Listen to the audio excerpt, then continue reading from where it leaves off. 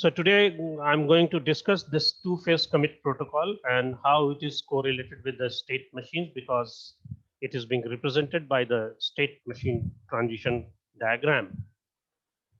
And whatever we have discussed about the two-phase protocol, it is a synchronous protocol, and the protocol is said to be synchronous if one of the site never leads the another site by more than one state transition during the execution. So there should be a difference of only one state transition in between the different sites. And if it is so, the protocol is said to be the synchronous protocol. And the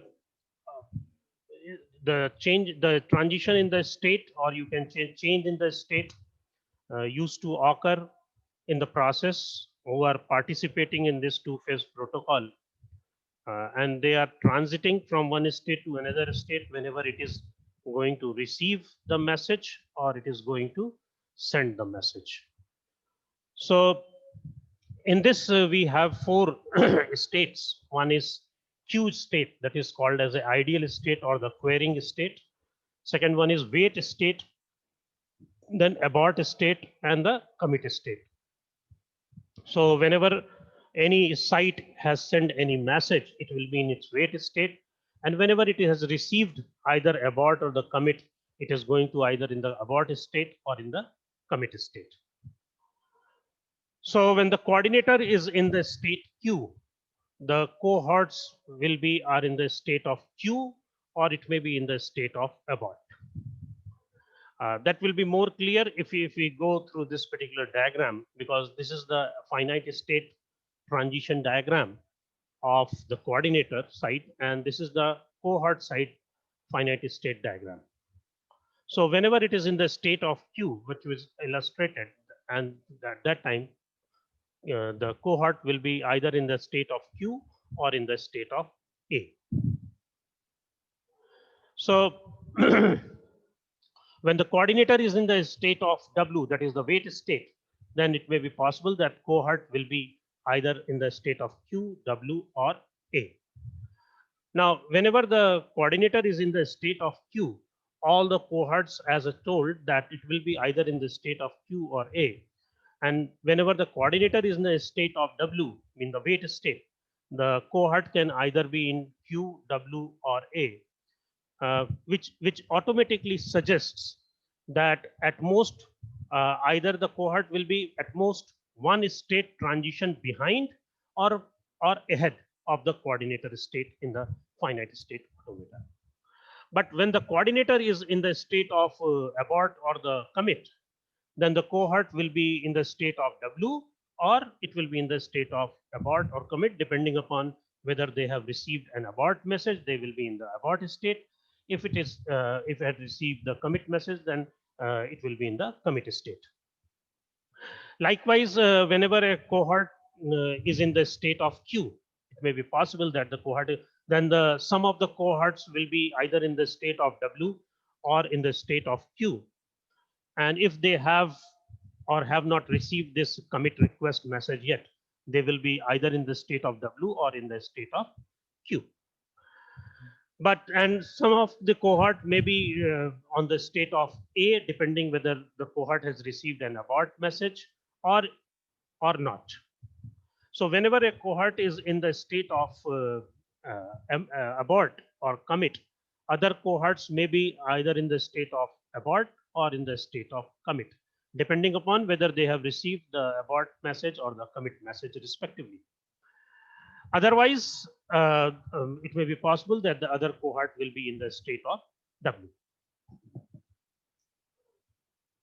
But you can note here that a site can never be in the state of commit when the other site is in the state of queue. Because as the synchronous protocol says that there will be one transition ahead.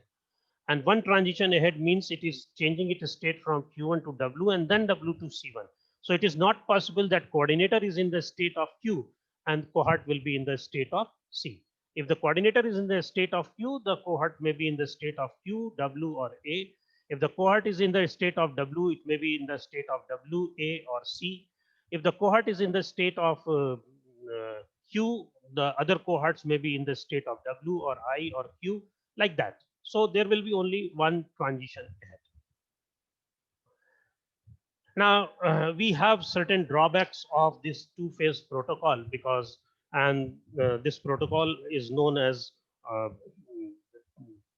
blocking protocol also, uh, because however, we have seen that in two-phase commit protocol, it is going to give the guarantee about the global atomicity. But the biggest drawback of two-phase protocol is its blocking phenomena. And how this blocking phenomena used to occur whenever the coordinator is going to fail. The cohort sites will have to wait for its recovery. And if cohort has to wait for its recovery, which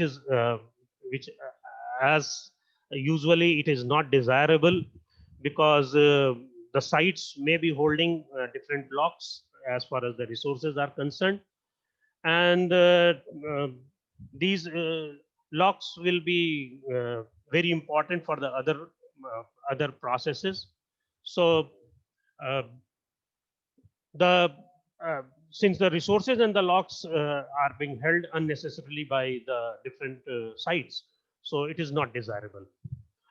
And there are different conditions that is going to cause the blocking. It is assumed that there are one site which is operational, and this site is not going to decide about the to abort the transaction, because it may be possible that other sites may be in the commit state, even though it cannot commit because it may be possible that some other sites may be in the abort state. So it means the site is going to be blocked until all the failed sites are going to recover and check their local states, and then only it will be feasible. So these are the drawbacks which are related with the two-phase protocol.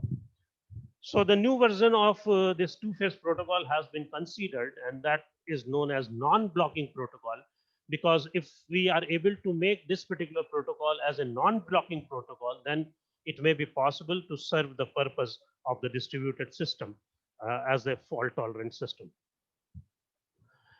Because the first and the foremost condition of the fault-tolerant is that if there is any transaction, that transaction must be resilient as far as the site failures are concerned. And resilience means, the meaning of resilience is very simple, that it has to continue the process, whatever is going on, even after the failure has occurred. So we have to ensure, we have to adopt certain method or technique by which the blocking can be avoided. And so we are looking for the non-blocking commit protocols. To ensure that the commit protocols are not blocking in the event of the site failure, the operational sites should agree on the outcome of the transaction, uh, giving the guarantee of the global atomicity by examining their local states. Uh, Besides that, the failed states which are going to be recovered upon recovery, uh, uh, it should uh, reach to a same conclusion regarding the outcome of the transaction. So the decision must be consistent with the final outcome at the different sites that are operational. And if the recovery sites are deciding and finalizing, sites can decide and final the outcome of the transaction based, and it solely depends upon their local states. And if it is so, that kind of recovery is known as independent recovery. So uh, the independent recovery is a kind of a recovery in which the site is going to decide on the final outcome based on its local state. So a non-blocking this commit protocol, it is going to support the independent recovery. Then only it is possible to develop a non-blocking commits. Now, before going to explain about the protocol which is related with the non-blocking commits, we have certain more prerequisites in the form of a notations which we have to discuss here. The first one is the concurrency set. Now, what is this concurrency set? Let SI denotes the state of the site I. Suppose a site is I, and SI is going to denote the state of that site. Now, set of all the states that may be concurrent with it is the concurrency set. Means the set of all the states that may be concurrent will be will become the member of the concurrency set of that SI. So, for example, let us see that we have considering a system that is having two sites, and if the site 2 state, second site's state is W2, then CW2 means the concurrency set of this W2 will be having C1, A1, or the W1. And the concurrency set of Q2 means this is one of the state of the site 2. This is another state of the site 2. Of course, this state is the waiting state of the site 2, and this state is the initial state of the site 2. I have just explained this. Q is the ideal state and W is the wait state. And I have also stated that if the one site is at the state Q, the other sites maybe are the state of Q or A. And if the site is on the state of W, the other site will be Q, W, or A. So this is going to create the consistency set of concurrency set of that particular site.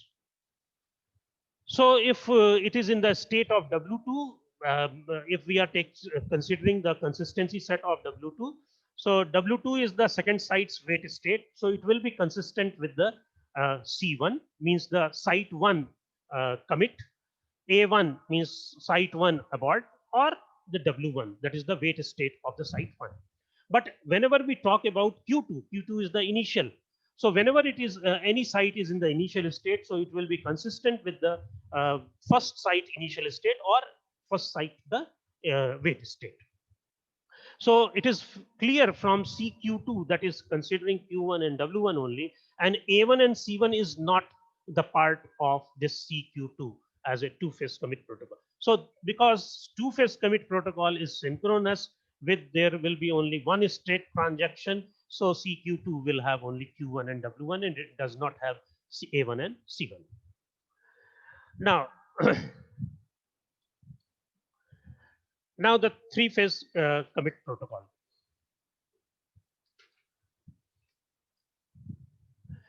Now, before going to state that the three-phase commit protocol, I want just to discuss about the condition that is going to cause the blocking, which I have stated earlier also, that these are the conditions that assume that there is one site is only operational, and this site is not able to decide because whether it want to go for abort transaction, because it may be possible if it is giving abort, it may be possible that other sites may be in the commit state. If it cannot commit because other site may be in the abort state.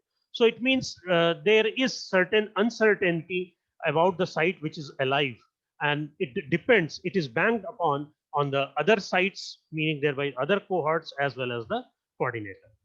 So for this, a lemma has been defined that if a protocol contains a local state of a site with both abort and the commit state in its concurrency set, then under independent recovery condition, it is not resilient to an arbitrary single failure. Whereas the resilient means the progress despite of the failure. So this independent recovery scheme is not going to progress despite the failure to arbitrary single failure. So as we have seen that in the previous figure, I'm talking about this particular figure. In this previous figure, CW2 can have both abort as well as commit state in its concurrency set. Now, whenever we talk about this W, suppose I is equal to 2, so it will be W2. So whenever we form the concurrency set of this W2, they may contain C1, A1 of the cohort 1. So it will be having the consistency set will be having both the abort as well as commit state in its concurrency set. So just to make the blocking protocol as a non-blocking, we have to do some measure by introducing a buffer state, uh, both at the coordinator site as well as to the cohort site. Let me explain in detail about that. Now, as I told you that whenever we have to make the two-phase protocol, commit protocol as a non-blocking, we have to make sure that the consistency set of CW does not contain both the abort and the commit states. So this can be done, as stated here, this can be done by introducing a buffer state both at the coordinator site as well as the cohort site. Suppose that state is the P1, PI.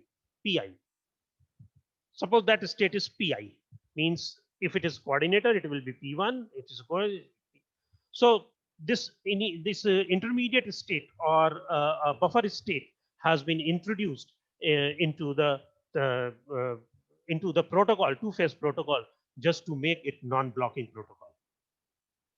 Now, whenever this is being included, then what will be the consistency set of W1, CW1, and what will be the consistency set of CW2? Let us check it. Whenever we talk about CW1,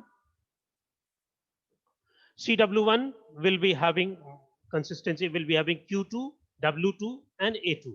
And CW2 will be having A1, P1, and A1, W1. Considering that this is W1, means this is the first one, and this is there is only one cohort, there is one coordinator, and there is one cohort.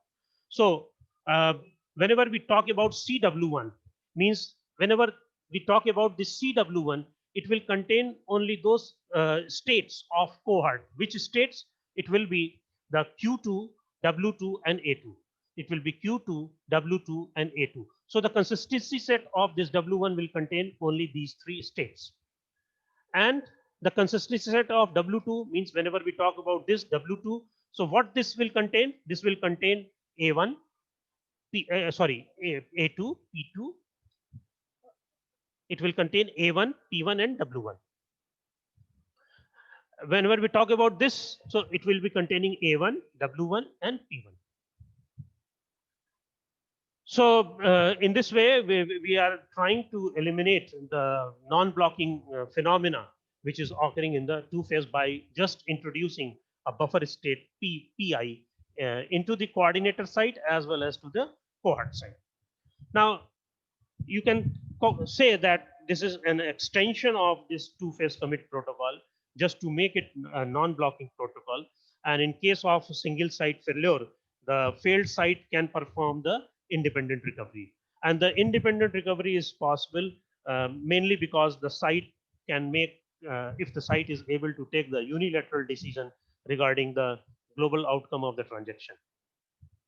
And also, if the site is going to fail, the other sites can make the decision regarding the global outcome of the transaction based on the local sites. Now you can see in the consistency set, we don't have abort and the commit state both in any one of this consistency set. Neither this is having nor this is having. Now, another prerequisite of the committing non-blocking protocol is the failure transition, because in order to perform the independent recovery at the failed site should be able to reach to a final decision solely based on its local state. So a failure transition occurs. A failure transition is going to occur at the failed site at the instant it is going to fail or immediately after it is recovering from the failure.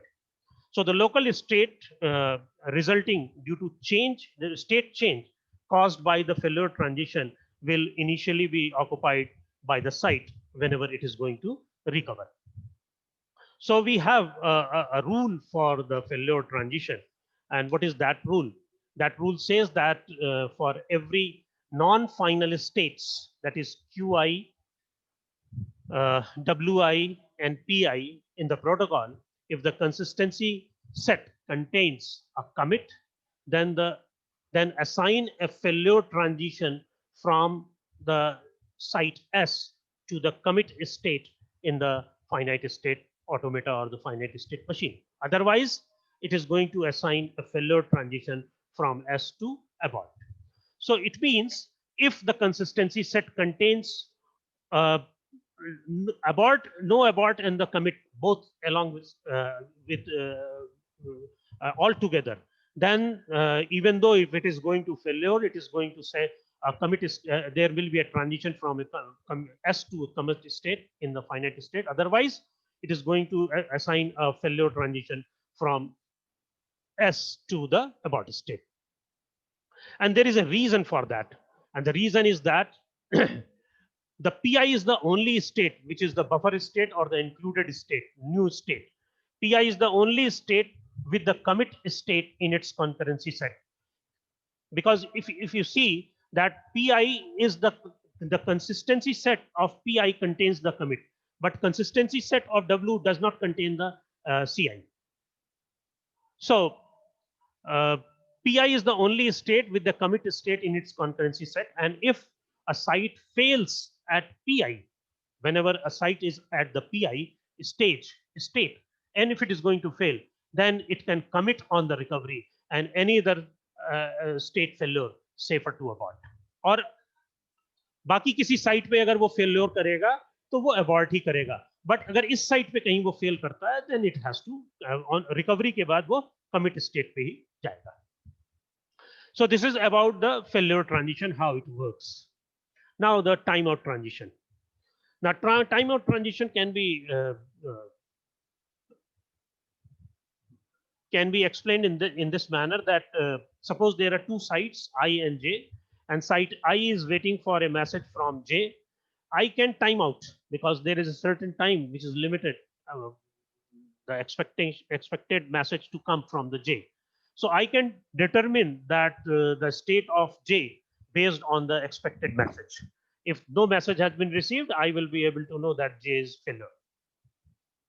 Now, based on this J states, the final state of J can be determined using the failure transition at that J. So based on this, we can incorporate this timeout transition also, and we have a certain rule for that. And the rule says that for each non-final state S, if the site J, if the site J in its consistency set, and site J has a failure transition from S to the commit or the abort state, then we are going to assign a timeout transition from S to a commit or abort the state.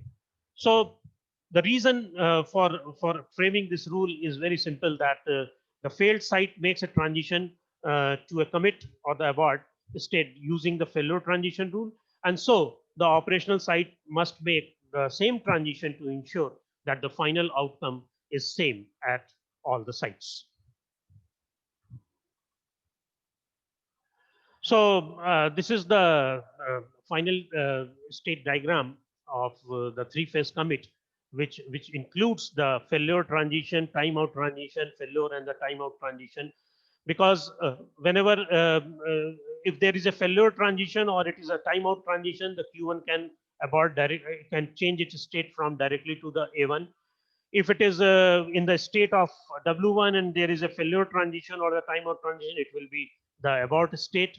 If it is in the state of P1 and there is a timeout, it will be aborting.